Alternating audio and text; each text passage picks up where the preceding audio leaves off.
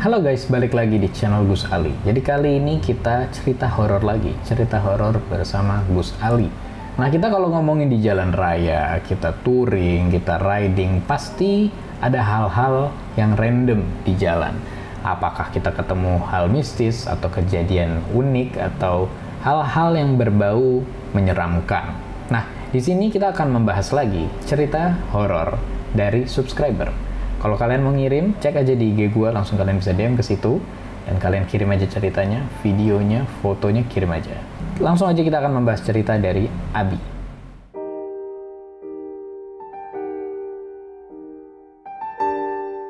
Abi Aprianata, atau nama IG-nya Abi Kusno 88. Jadi langsung aja kita baca ceritanya dari Abi.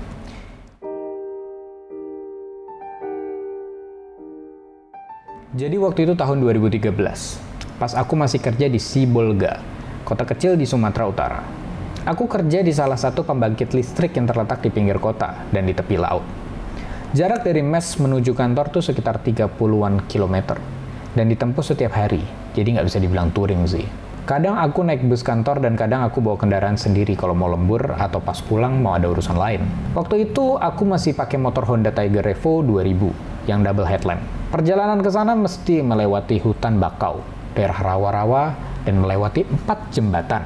Dan jembatan 4 adalah jembatan paling besar dan lebih dekat ke arah kantor. Karena kerja di pembangkit, kadang-kadang bisa pulang tengah malam banget sekitar jam 12 atau jam 2 malam. Pada suatu malam, aku pulang piket sekitar jam 1 malaman.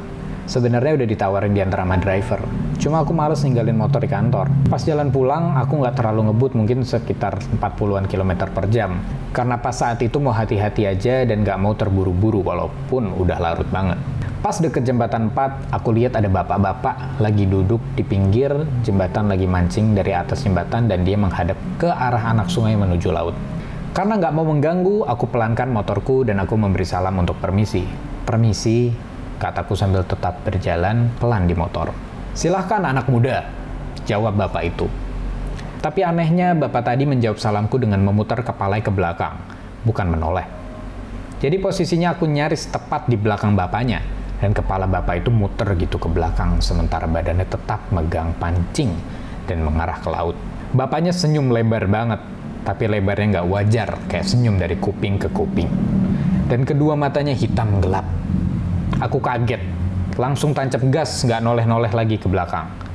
Pas sampai mes, aku ceritain pengalamanku ke teman-teman kerja, dan mereka bilang kadang ada juga yang diganggu seperti itu, khususnya di jembatan 4. Kalaupun mau pulang malam-malam bawa motor, sebaiknya jangan sendiri dan ajak teman, atau minta tolong driver buat anter, atau sekalian tunggu pas pagi, baru pulang.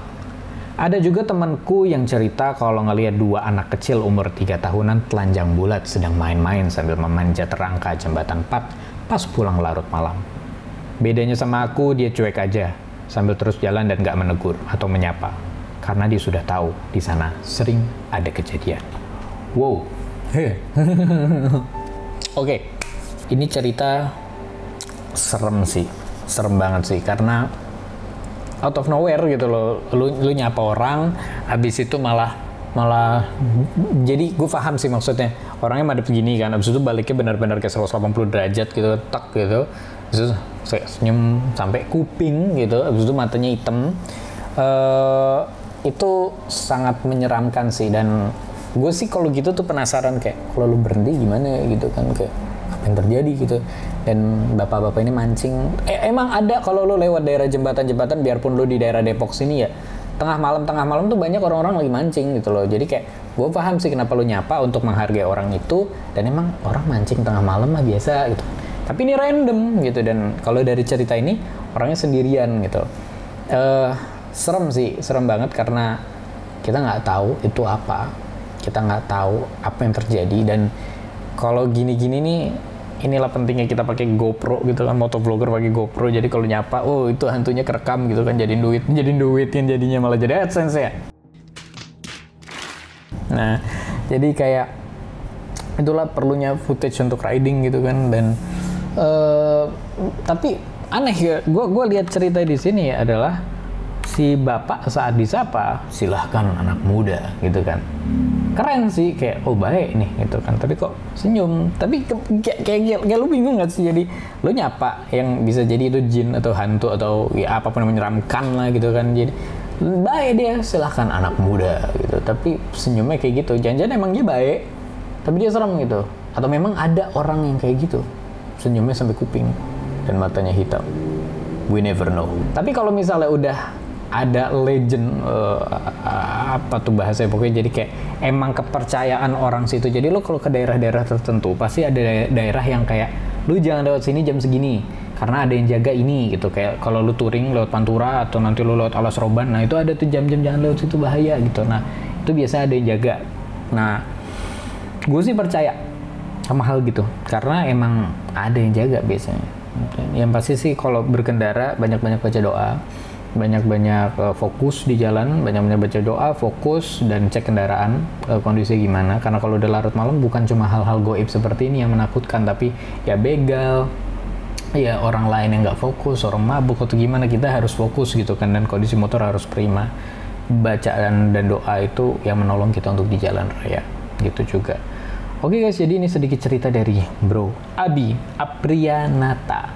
Thank you banget ceritanya bro. Pastinya buat teman-teman yang mau ngirim cerita, tinggal DM aja, nanti kita bakal bahas di video selanjutnya. Oke guys, itu aja dari gua. Thank you for watching. Sampai jumpa di video selanjutnya. Goodbye.